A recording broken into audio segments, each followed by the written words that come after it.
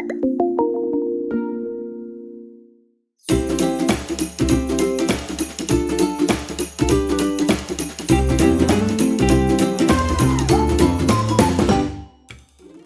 to a true startup innovator, Josh Goodman with PourMyBeer. He's kind of on the new side to this whole self-service industry, but he represents why this industry is here and why it continues to grow, because he's identified a niche and he's secured the support for it, and it's going to be taking off.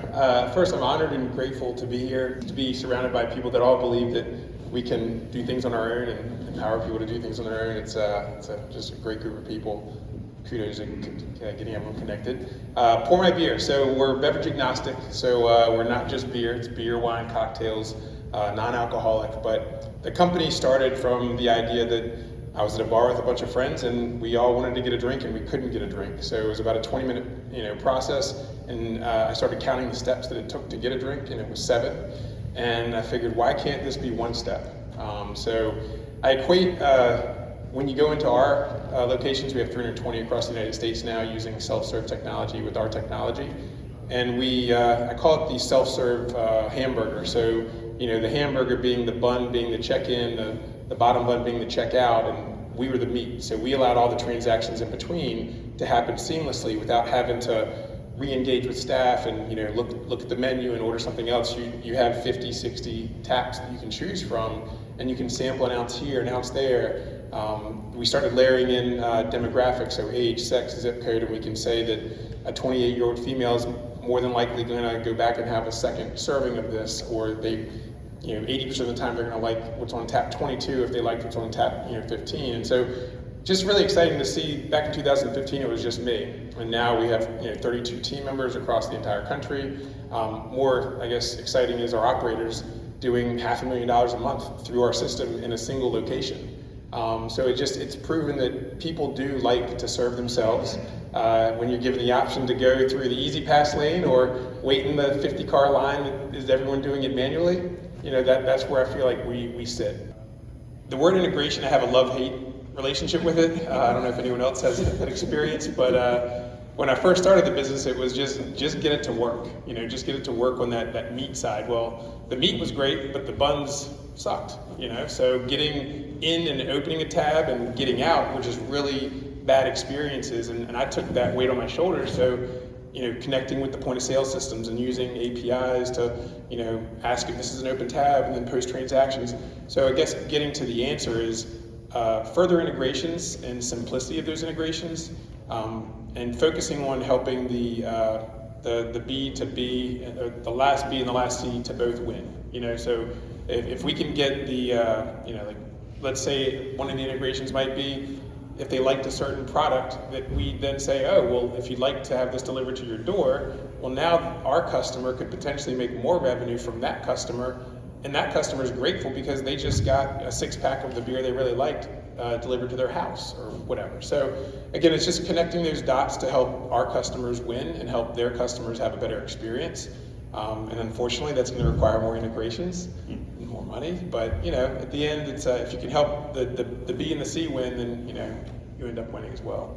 So the 2 8:30 sessions, were phenomenal. At least, not to discount any of the other sessions, but Ragu's conversation. Now, I'd never met Ragu, but they're a customer of ours. They've got our systems implemented in their headquarters.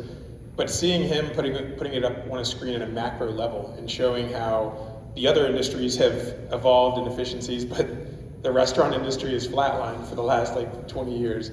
And it just reinforces the opportunity that we collectively all have to assist them to solve that B to B to C problem. So that was definitely one of the highlights, and I took about 10 pages of notes and look forward to consuming them more and sharing them. But then this morning also with the main event gentlemen, the executives there, they explained how some of the efficiencies they've applied and actually sharing real numbers. Just kind of describe what they are. So main event is it's an entertainment venue for families. So they have bowling, they have a lot of exciting things you can do. but the onboarding process was human interaction, and it would take about 10 minutes to onboard a family. Once they implemented self-service, it went down to 3.9 minutes. And they had some of the biggest sales days they've ever had as a company. I don't know if I'm sharing anything I shouldn't, but it was just, I loved hearing the actual impact of implementing this technology and the layers of I guess, different companies and stacks that they had to kind of bring together. And then also saying that they not to discount the software that's here, but they had built it from the ground up. So they built the software internally, sourced the hardware, to connect to all these different systems that they use for point of sales, for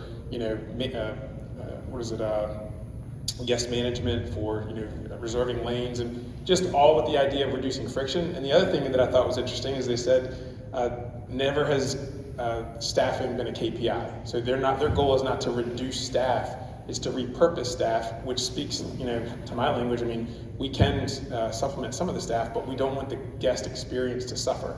And putting that human element with the automation, that's where magic happens, is making it fun for the guest. They don't feel like they're interacting with the computer. Do you mind if I ask Sure. Josh a question? So in the customers that you're going to, do you see it because of the pandemic, they had a very tough time.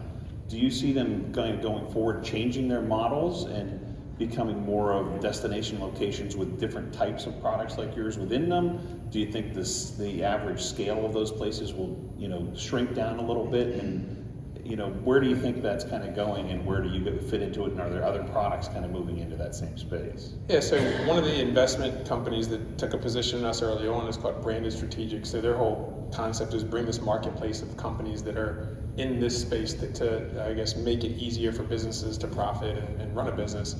So like a company called Bbot is in there, and so with Bbot, it's a QR code and NFC on every table, and that's how you're placing your orders. And as all of you, whenever you're out in the market, you experience and experiment with other technologies to see how they interact, and not to put the